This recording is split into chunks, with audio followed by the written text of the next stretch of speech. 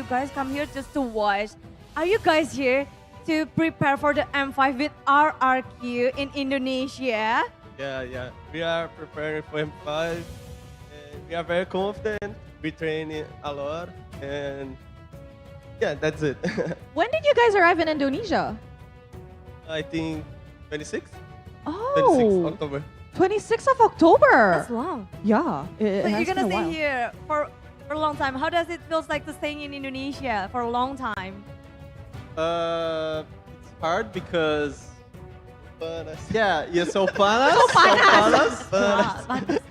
It's different from Brazil, very different cultures. Okay. What about the food though? Do you like the food here? Yeah, the food is the main difference Yeah. between the cultures. Have too much Indonesian pepper. Brazil. Pepper? Spicy. Oh, spicy Yeah, food. You love spicy or not? No. No, we you don't cannot like. spicy. Oke. Jadi kalau buat makanannya emang itu menarik ya di Indonesia. Cuma mereka nggak bisa makan pedas. Banyak orang luar negeri nggak bisa makan pedas. But how does the training goes like for you guys in Indonesia? Is it different with your training in Brazil compared to here in Indonesia? Yeah, it's much different because the cheese in the axis of pH and Indo is so strong. Because this is different. Brazil is okay first. Yeah, it's different because the meta changes like every day. So every day we are learning something. Yeah. So very difficult. Are you guys, however, ready or let's say confident enough for the upcoming M5? Yeah, we are very confident, yeah? Yeah, we're Very confident. confident. I love that. All right, before we send you guys off, I'd actually like to ask. So now that we are already in the second day of our knockout stage, we are nearing the grand finals. Drop your grand finals predictions, shall you? Echo and Brand. Echo and Brand. All right. What about Takashi? I think we'll be Brand and Echo. Oh, Echo No and Brand RSPH? is your grand finalist. Yeah. No this? No So I homeboys, think no see you soon, Yeah, no. I think Echo and Brand. Echo and Brand. The strongest team. I How do you see the rivalry between these teams in MPLI? The competitiveness? Like, Can do you- you The think gameplay? the two teams that you guys mentioned are quite competitive with each other? And how do you foresee the score, let's say, prediction for your grand finals? For the grand finals, I think it will be 4-2 to Brand. Yeah. It's Or two. Best It's a of best of five. five. Best of five. It's best of five. Yes. Best of five? That's a lot. Lot of games. 3-1. We don't want to go home that late. 3-1. 3-1 Brand. 3-1. In favor of? Yeah. Who's 3? Brand. Brand. Oh, mereka satu suara dengan Brand. Yeah. I see. But your support is for Echo. We like Echo too much. So, will you be watching their upper bracket match later on? Yeah. You guys will be watching? Okay. Oke, mereka bakal nonton sampai nanti upper bracket match. Mereka rooting for tim yang mereka pikir akan menang, apa Brand, tapi mereka suka sama Eko. Jadi tim-tim di MPLI masih terus berjuang. Tentu saja dua tim yang sedang bertarung pun punya chance yang besar pula untuk masuk ke babak grand final. Yes, now we are still in our first match, the lower bracket best of 3 match to find out who will be continuing their journey. In between, see you soon and RSG Philippines. So now let's throw it over to the casters to start the third game in this best of 3 series. So with that, casters, take it away. Let's go!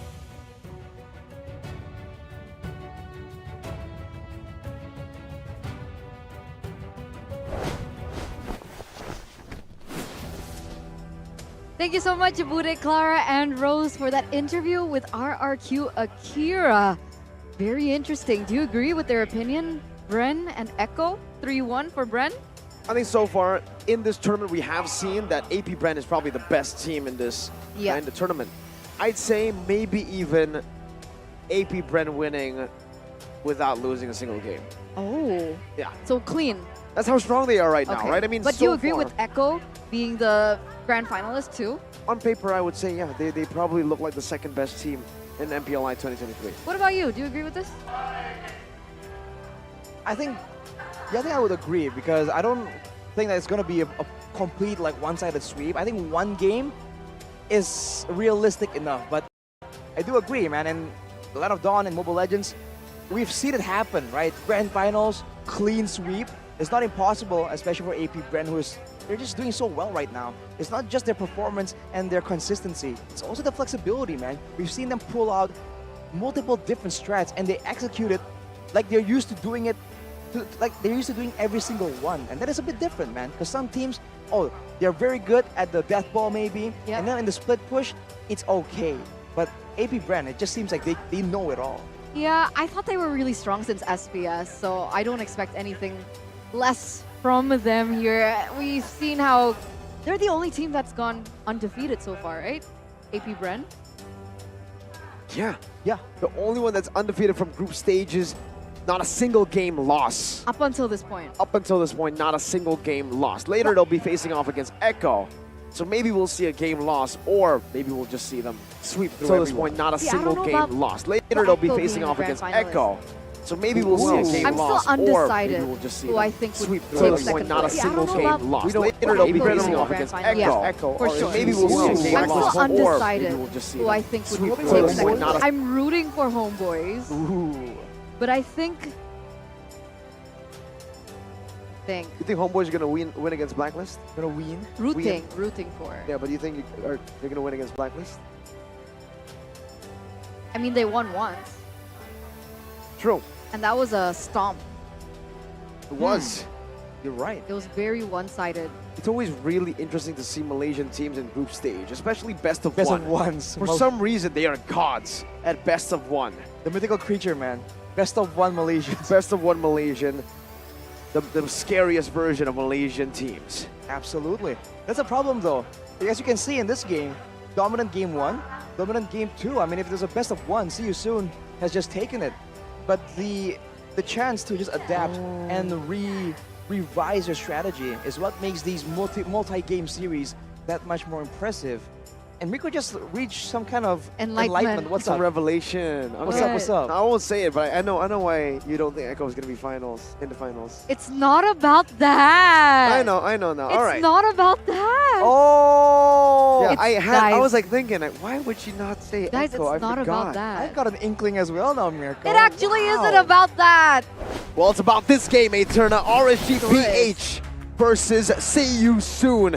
Only one team can advance to the next stage. Will it be a Filipino team that can get a step closer to making it an all-Filipino MPLI top 4? That's definitely the question here. Mirko. As we step into the drafting phase of game numero 3. And both teams have opted to swap sides once again. So far, whoever has had first pick has been able to win out the game. We'll see if the trend continues. As we do see a Baxia, Guinevere, a Valentina being banned out by See You Soon And a from Joy pick. RSG, Kadira, Angela, and Faramis. So That's finally, no Faramis debate. That is exactly why. Ban with the Valentina, pick up the Faramis. That's like a recipe for disaster for RSGPH. And now for See You Soon, they get that joy, but be reminded, it's not the same kind of joy. It's a bit more punishable. Picking it first sounds good on paper, but depending on the response, it might just be dangerous. Mathilda is still available, and usually it's between the Faramis and the Mathilda. We've seen the AP Bren does that, you know, that option, right? Or you pick the Faramis or the Mathilda because they can make either work. I thought you were gonna say it sounds good on paper, but it depends what paper, right? Because if you write on a different kind of paper, it makes a different sound. And right now, that's kind of the style. Wait till I reach my conclusion. Okay, before sorry. you laugh, Eterna. Sorry. You threw me off, man, but that was Okay. okay. RSGPH and See You Soon, the way that they've been playing has been a very different way, a very different perspective. Why are you looking at the right? That's Homeboys who've just entered the stadium. No, I was looking at the box of Hello Panda that they have in their hand. Oh my God, you're Like, right. hogging They it. could have given Nice us Hello one. Panda, man. I just said hi to Chibi, who's gonna be playing later. Cute. Anyway, what was your point again? So, different paper, sounds different on different paper, right? I mean, looking at See You Soon, the way that they've been playing, it hasn't been normal MLBB. It's been kind Abnormal. of an abnormal Ube, right? It's Ube, they want to group up, but it's advancing, it's aggression, it's all in. It's not the same kind of passive gameplay where you look for a team fight, but it's mainly front to back. It's a full dive most of the time.